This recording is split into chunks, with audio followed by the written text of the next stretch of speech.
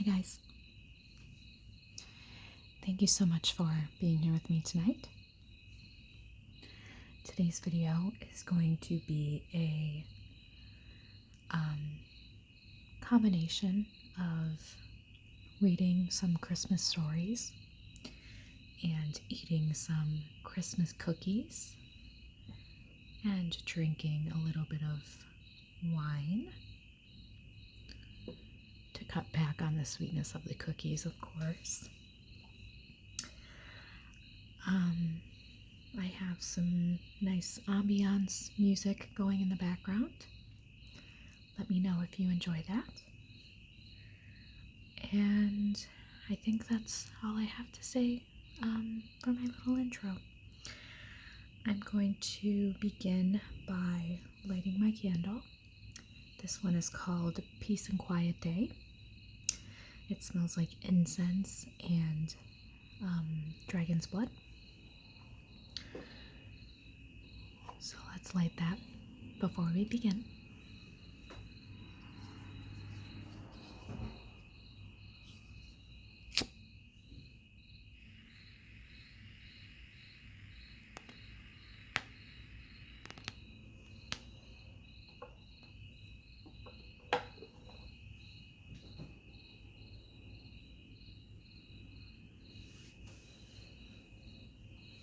And then I'm going to take a bite of one of my cookies.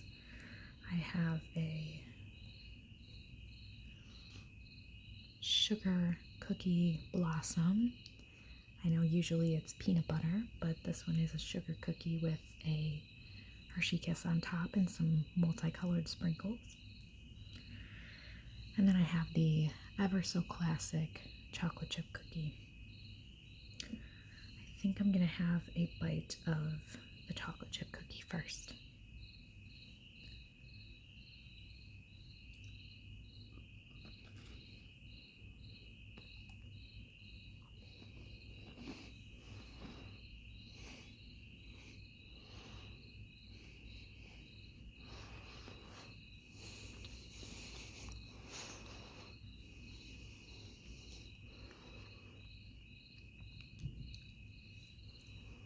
And then a sip of wine.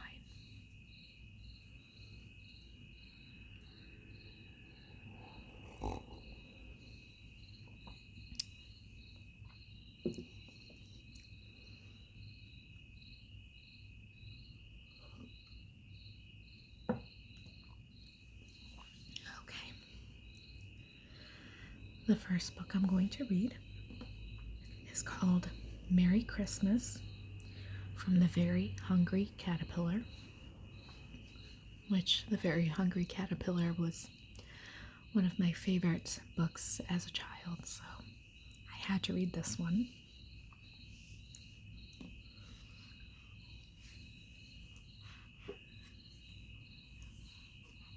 And here you see a lot of different colored presents in the author's signature drawing style.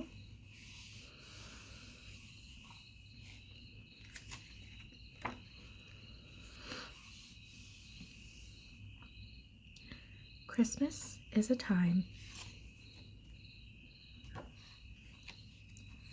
of sparkle and shine.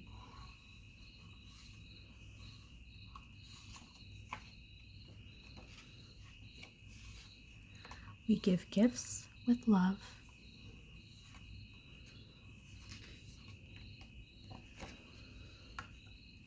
And receive them with joy.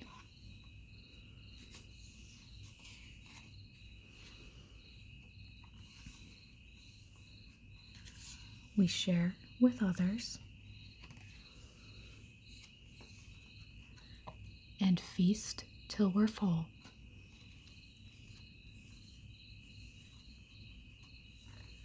At the first sight of snow,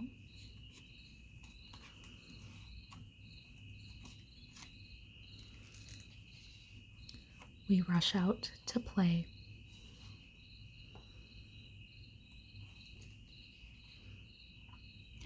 And as the night falls,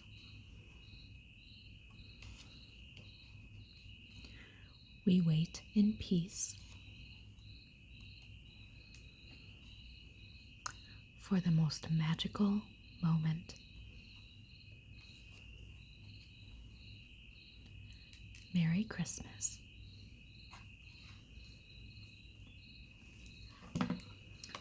So that was a short and sweet book.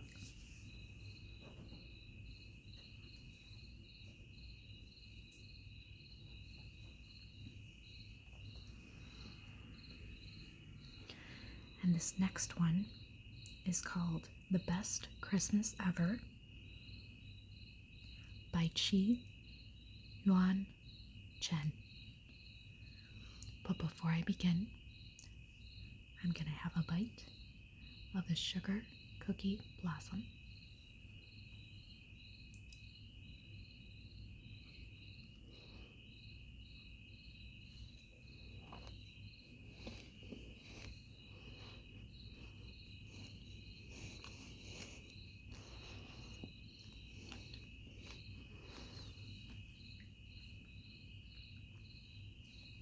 And another sip of wine.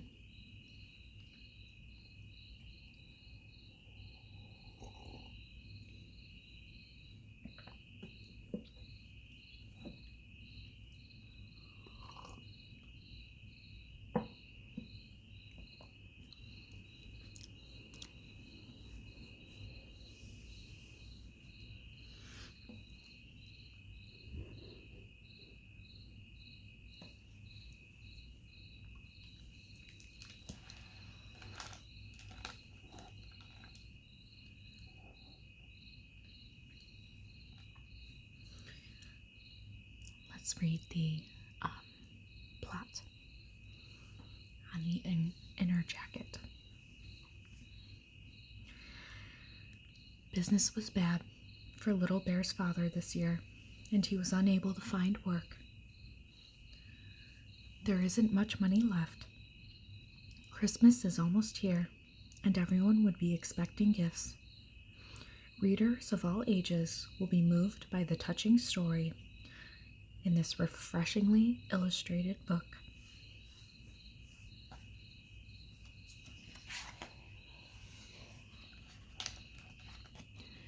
And the author dedicated it to my dearest dad.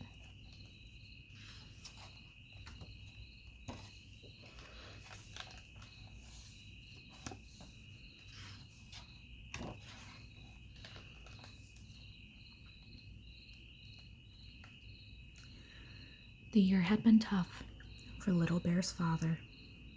His business had failed, and he couldn't find work. There was just enough money left to feed the family.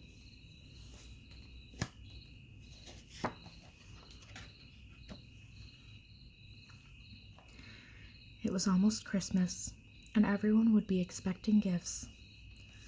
What were they going to do?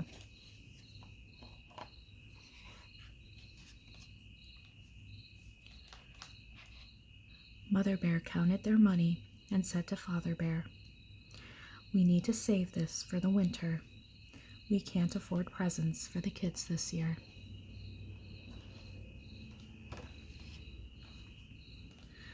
A few days before Christmas, Mother Bear made Christmas decorations with some old clothes that Little Bear had outgrown.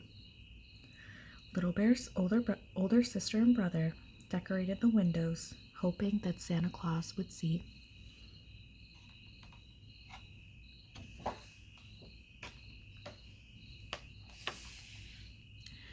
That afternoon, Father Bear put on his hat and went out to look for some tree branches. He was going to make a Christmas tree for the family.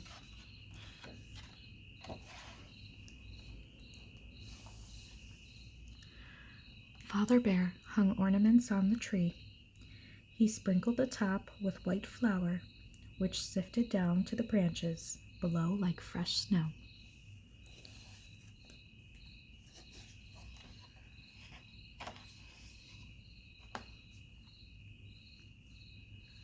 On Christmas Eve, Mother cooked up a delicious dinner with fish that Father Bear had caught.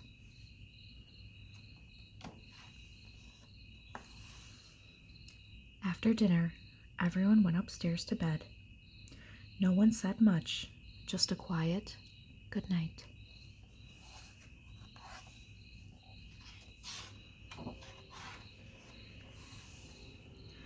Little Bear tossed and turned in his bed, unable to sleep. He called out to Father Bear, asking to hear some Christmas stories.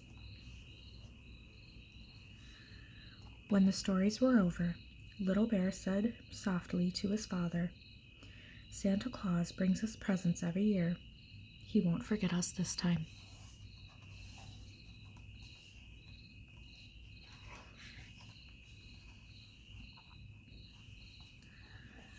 On Christmas morning, a gentle ray of sunlight streamed through the thin glass windows of the bear's house.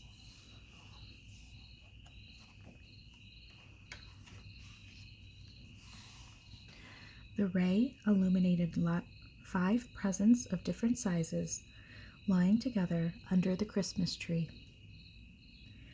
Little Bear was the first one up. "Presents! Come and see, everyone!" he shouted, waking the whole family.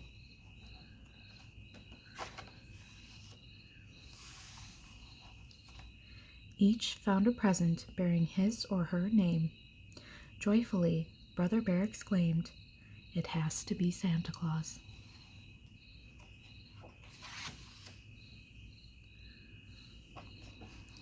Brother Bear opened his present. "It's my kite," he said in amazement. "It got stuck in a tree and had this big hole, but now it's as good as new." Sister Bear's present was an umbrella, one she had left at the park near the swings. "Santa must have known how much I wanted it back," Sister Bear said excitedly. Mother Bear's present was a missing button from her favorite dress. She cupped the button in her hand as though it were a jewel. Father Bear's present was the hat the wind had blown off his head the day he collected branches for the Christmas tree. "How did Santa find my hat?" Father Bear said with wonder.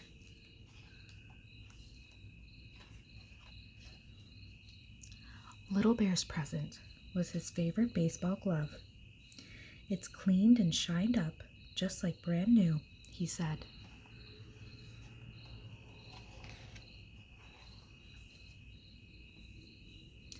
Sister Bear discovered something strange under the tree were tiny footprints. "Santa Claus must have made these when he came with the presents, but why are they so small?" she asked. Father Bear glanced at Little Bear and said, "Maybe this Santa Claus is a dwarf."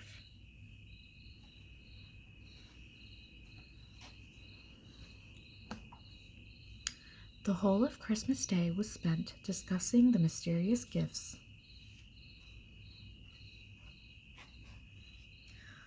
All those old familiar things, newly presented, had rekindled many fond memories, and it was thus that the bears had themselves the best Christmas ever.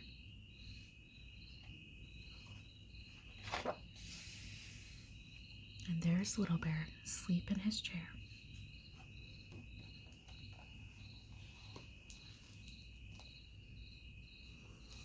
That was a very cute book.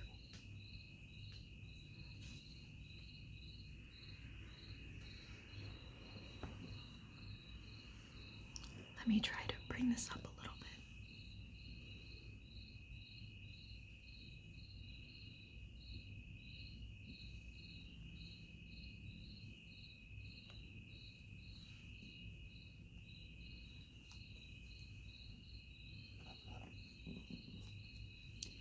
This last one is one that you are probably very familiar with, called the Nutcracker.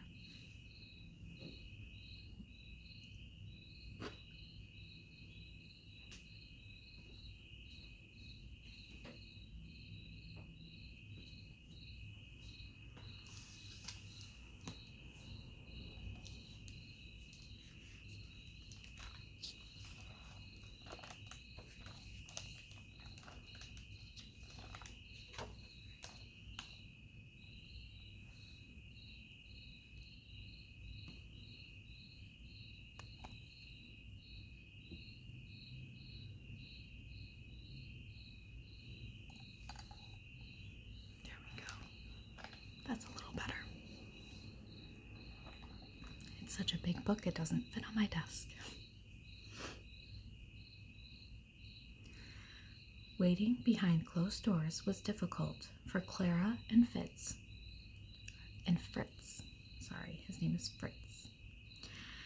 But it was especially difficult on Christmas Eve. The children struggled to avoid wrinkling and spotting their new clothes.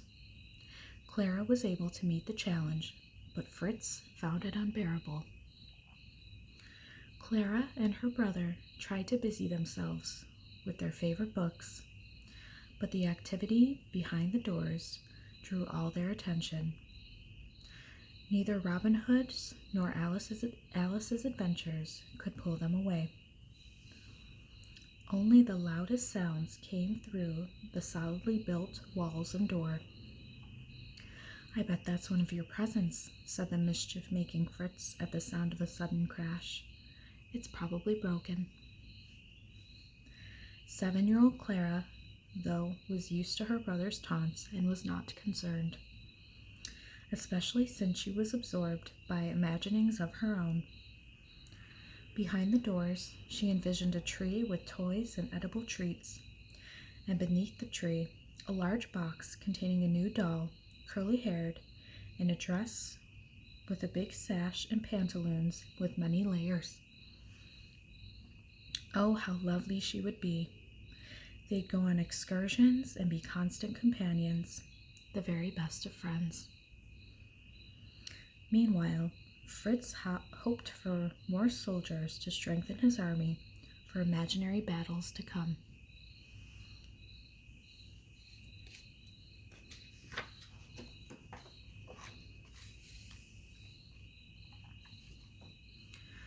The doors opened to the biggest tree the family ever had. Apples, nuts, and candles dressed its branches, and below were boxes beautifully wrapped and ribboned. The door chimes announced aunts, uncles, cousins, and friends. They wore satin, silk, taffeta, and velvet in hues of emerald green, sapphire blue, ruby red, silver, and gold.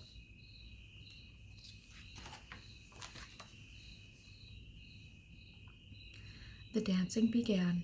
Waltz, polka, mazurka, and polonaise.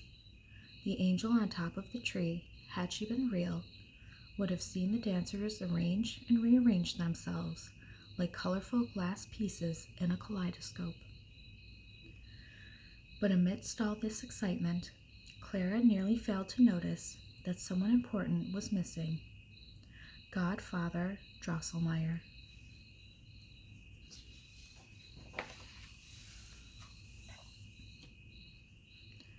Just then, the bell rang once again.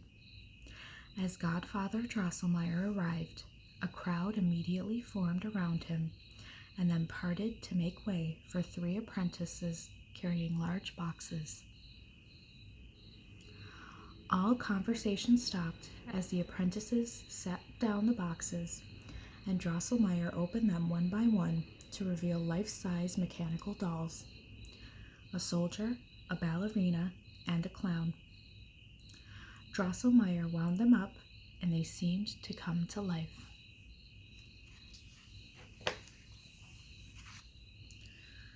The soldier high-stepped and then jumped and spun like a top. The ballerina did a dance with delicate footwork and pretty pirouettes. The clown somersaulted, leapt, and did splits in the air.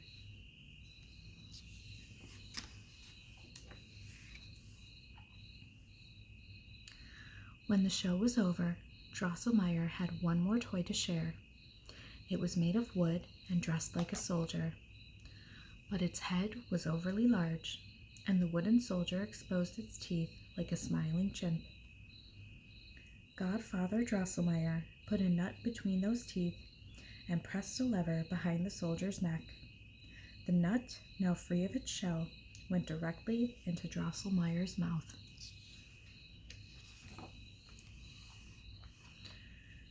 Every child in the room had a chance to try this unusual toy and eat a nut too. After the children had had their fill of nuts, they drifted off to explore other toys and games. Only Clara could see beyond the useful function and homely face to a soul that was good and kind. Taking possession of the Nutcracker, Clara cradled it in her arms as if it were a baby doll.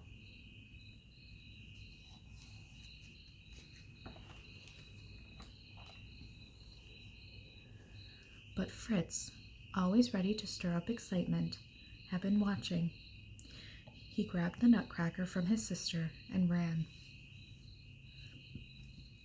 Blocked by Fritz's army of bugle-blowing cousins, Clara wasn't able to free her Nutcracker from Fritz's clumsy grasp. Fritz dropped the Nutcracker and it broke. Clara fell to her knees and wept.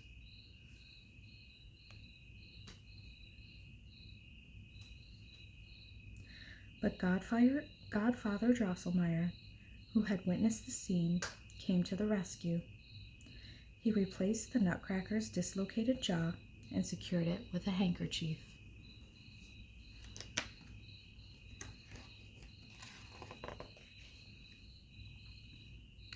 After dinner was eaten and packages were unwrapped, the guests resumed dancing until their legs wobbled. Then the clock struck 12. Christmas Eve had passed, and Christmas Day had begun. The guests departed, tired but happy.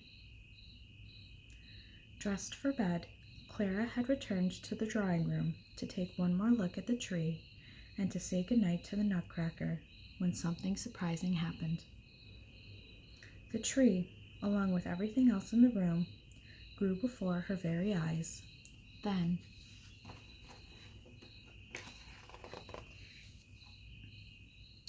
squeak, squeal, scritch, scratch, giant mice invaded the drawing room. Fritz's toy soldiers snapped into action and defended their territory. Joining them, the Nutcracker fought the biggest mouse of all, the one with the golden crown.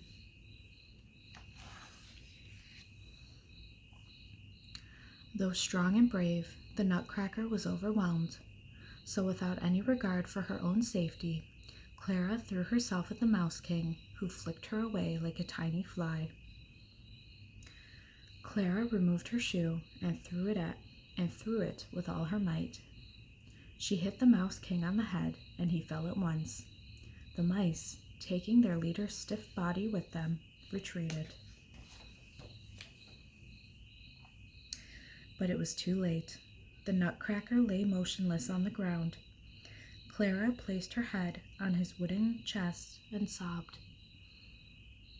Beneath her head, Clara felt a sudden softness and warmth. She looked at the Nutcracker's face and saw that it had been transformed. The wood was now flesh. The painted features were now dimensional eyes, nose, lips, and teeth, and they were much prettier.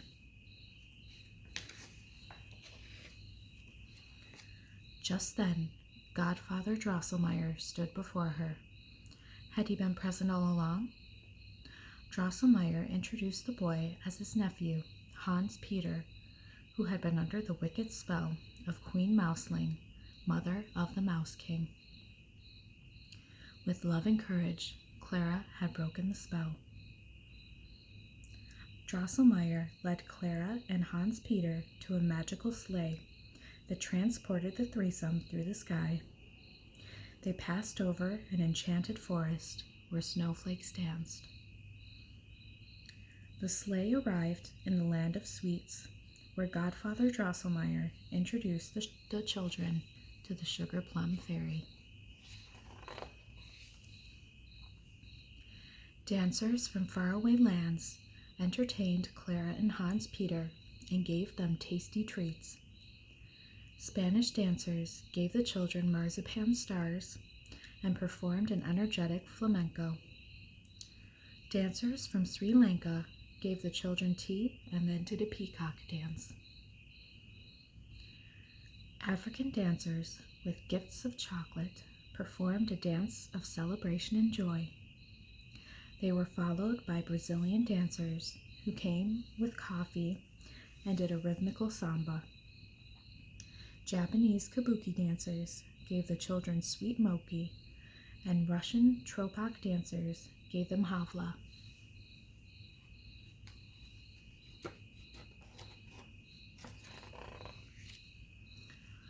When the dancing was over, the Sugar Plum Fairy crowned Clara and Hans Peter Queen and King of the Land of Sweets. Godfather Drosselmeyer reappeared and took the children on a sleepy voyage home. Clara awoke to the sound of door chimes. She was in the drawing room with everything back to normal size. The only difference was that her beloved Nutcracker was nowhere to be seen. Clara started to cry. Then she peeked behind the door.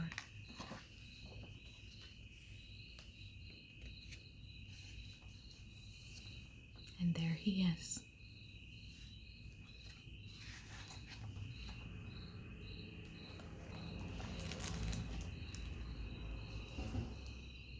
I hope you enjoyed those books.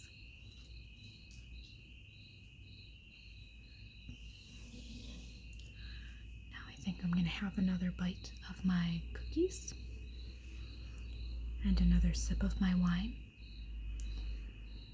And I hope that you are also having a sip of something that makes you feel cozy and warm, and a bite of something that makes you happy. I'm going to have my sugar cookie peanut butter blossom.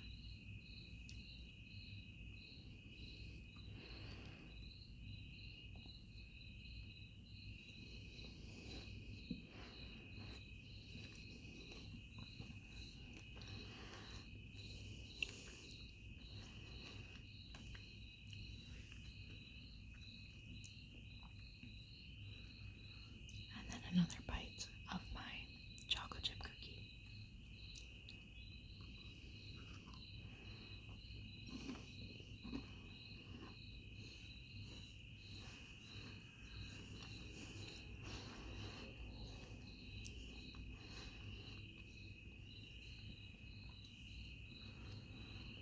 And another sip of my wine.